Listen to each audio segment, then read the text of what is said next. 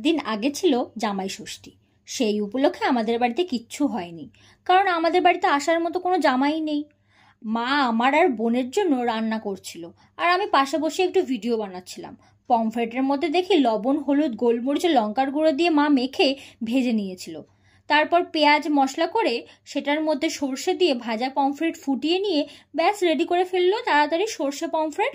তারপর মাংস রান্না তো দেখতেই পাচ্ছ। এখন আসি কিছু কথা বলার জন্য জামাই ষষ্ঠী নিয়ে। জামাই ষষ্ঠীর সব জামাইগুলোর সামনে দেখি 50 মিটার দূর পর্যন্ত 20টারও বেশি পদ রান্না করে রাখা। জামাইরা বোধহয় এটা দেখে বেশ অবাকই হয়েছে। এত অবাক লটারিতে টাকা পেলেও হয় না। জামাইরা খুব কনফিউজডও ছিল যে কোনটা ছেড়ে কোনটা খাবে, কিন্তু হলপ করে বলতে পারি মাংসের বাটিটা, মানে খাসির মাংসের বাটিটাই কিন্তু খুঁজছিল। কি তাই তো জামাইরা?